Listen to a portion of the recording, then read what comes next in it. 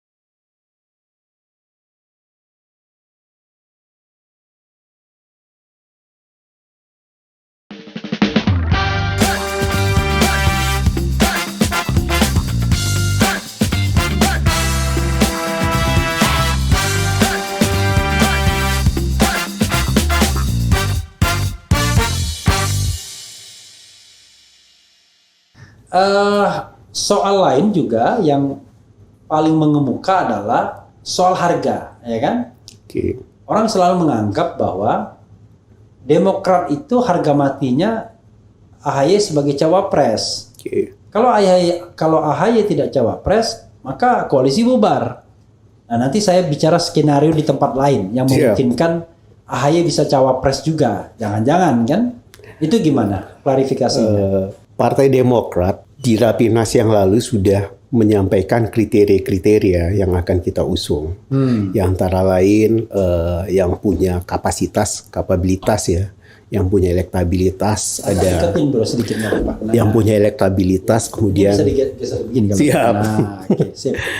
Chemistry-nya antara capres dan cawapres itu match, kuat, dan bisa menjadi duit tunggal ya.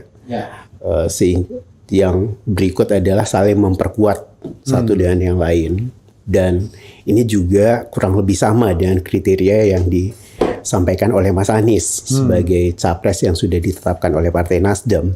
Dia butuh cawapres nanti yang bisa menguatkan dari aspek pemenangan, kemudian mempunyai networking yang baik dengan partai untuk membangun koalisi maupun penguatan serta menjaga koalisi. To unite ya, capacity to win, capacity to unite, betul, dan capacity to govern. To govern untuk itu, dan pada saat Mas Anies melakukan silaturahmi ke Partai Demokrat beberapa waktu yang lalu juga, khususnya tentang poin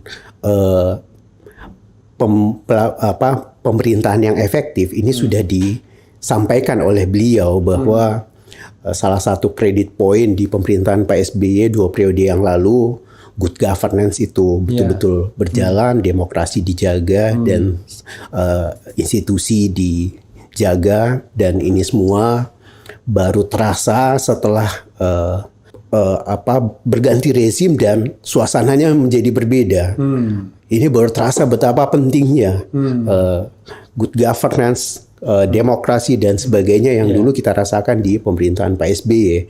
Karenanya itu yang ingin dikembalikan dalam pemerintahan yang efektif itu. Kalau saya mau frankly speaking, yang paling saya merasa itu demokrasi ya. Itu kalau di sini, kalau sekarang mencekam demokrasinya ya kan. Atau mungkin karena saya sudah ada podcast mungkin ya. Kalau dulu rasanya Yang ditangkap tuh cuma Ferry Juliantono aja. Demo BBM ya. Ya, demo BBM. Tapi sekarang banyak banget yang ditangkap, ya kan? Oke, silakan. Jadi itu yang disampaikan oleh Mas Anies dan beliau mengapresiasi itu sebagai credit point di pemerintahan Pak SBY dan Partai Demokrat dan ini juga menjadi artinya Mas Ketum AHY sendiri dinilai bukan sebagai figur atau individu saja ya, tetapi di balik Mas AHY itu ada Partai Demokrat, ada Pak SBY yang memiliki keunggulan komparatif tadi bahwa efektivitas pemerintahan, membangun demokrasi, penguatan kelembagaan dan sebagainya yang terjadi di masa pemerintahan Pak SBY itu sangat mungkin di pemerintahan mendatang ketika Partai Demokrat menjadi bagian daripada koalisi itu juga kita wujudkan. Iya, tadi kan pertanyaan saya. Ya itu value-nya kita terima lah ya kan. Maksudnya orang mengatakan bahwa Demokrat ini pasang harga mati. Kalau tidak cawapresnya AHY, maka bubrah jalan gitu. Jadi kalau pandangan Demokrat, ya, kita mau capres dan cawapres itu saling isi dari sisi elektabilitas, selain syarat untuk berlayar tentunya ya. Makanya ketika ada pernyataan tidak butuh Anies, tidak perlu capres yang populer, ya itu harus kita uji kembali pernyataan itu, apakah popularitas Mas Anies atau potensi elektabilitas Mas Anies saat ini itu sudah cukup atau dan menurut saya kata JK itu salah lah, keliru. Kita memandang berdasarkan hasil survei saat ini butuh figur cawapres yang bisa mendongkrak elektabilitas. Kita mau menang karena aspirasi perbaikan dan perubahan atau perubahan dan perbaikan itu hanya mungkin kalau menang dulu. Iya, tapi itu begini. Dan justru karena di antara nama-nama yang ada, Partai Demokrat berpandangan Mas AHY salah satu figur yang paling potensial untuk itu dan ini juga menjadi aspirasi segenap kader pada saat Rapimnas Partai Demokrat beberapa waktu yang lalu. Iya, itu nggak dibantah. Sebagai capres atau sebagai cawapres. Itu nggak dibantah. Tapi maksudnya adalah orang yang masalahkan itu adalah soal kolam. Jadi kalau misalnya popularitasnya tinggi tapi dari kolam yang sama kan nggak ada gunanya. Nah, orang bicara kolam yang berbeda. Maka kalau saya misalnya, udahlah saya kan frankly speaking aja. Kayaknya persaingannya nih antara AHY dan Hovifah tinggal. Karena kalau Aher selain dia kalah popularitas dengan AHY, itu kolamnya lebih berimpit lagi, ya kan? Kolamnya kanan-kanan tuh. Ya kan? Kanan plus kanan, ya kan? Jawa Barat plus Jawa Barat gitu. Indonesia Barat plus Indonesia Barat gitu. Nah, AHY paling tidak masih ada unsur Jawa Timurnya, asal SBY. Jawa Tengah. Pak Sarwo Dwibowo. Ya, tetapi paling tidak berhadapan head to head-nya dengan Hovifah. Kalau kita lihat survei di head to head kan begitu. AHY tetap unggul dibandingkan Hovifah kan. Betul.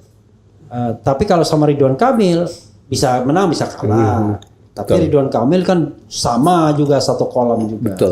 Nah, persoalannya adalah kan kita tidak hanya butuh head to head-nya cawapres, tapi ketika dia dipasangkan dengan Anies, apakah dia punya capacity to win apa enggak?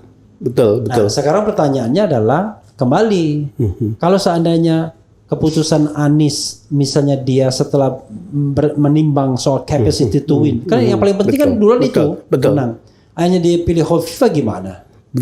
Ya, itu tadi yang apa sih yang menjadi ukuran yang paling bisa diterima secara rasional ya untuk capacity to win tadi.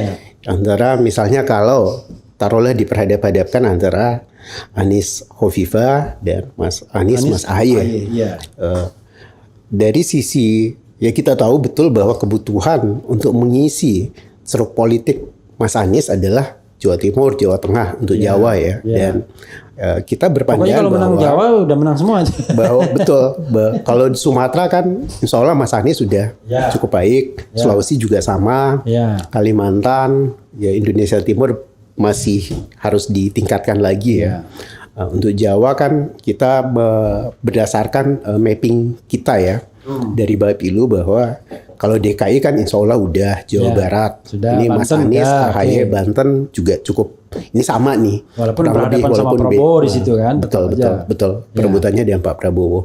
Untuk Jawa Timur dan Jawa Tengah, ya Mas AHY punya potensi untuk itu. Pertama, 2004-2009 Pak SBY juga di daerah ini menang, dan ini juga daerah asal Pak SBY untuk Jawa Timur. Kemudian Jawa Tengah sendiri daerah asal Ibu Ani, Pak Sarwoedi Wibowo, kakek Mas AHY. Iya. Ya, Pak Sarwoedi kita tahu bersama salah satu jenderal legendaris asal Jawa Tengah kan, Iya. yang cukup populer, dan ini adalah potensi yang bisa dikapitalisasi. Generasi milenial udah nggak ingat lagi tuh gitu-gitu. Nah, itu memang yang harus kita presentasikan. Sama penyanyi lama aja yang masih eksis aja udah inget.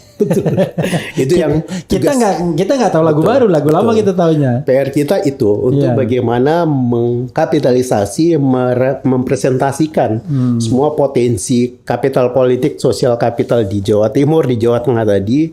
Karena ya kita juga optimis, kita punya instrumen untuk itu, saluran untuk itu. Kita punya struktur partai yang kemarin Mas Ketum AHY di Jawa Tengah maupun di Jawa Timur, di Jawa Tengah yang sudah dilantik di ribuan pengurus Partai Demokrat sampai level pengurus PAC. Artinya kalau misalnya kita punya infrastruktur untuk itu. Artinya kalau tiba-tiba infrastruktur lain mengatakan ini jauh lebih workable, bisa jauh lebih bisa menambah capacity to win misalnya, berdasarkan hitung-hitungan yang rasional, betul. yang bisa dipertanggungjawabkan.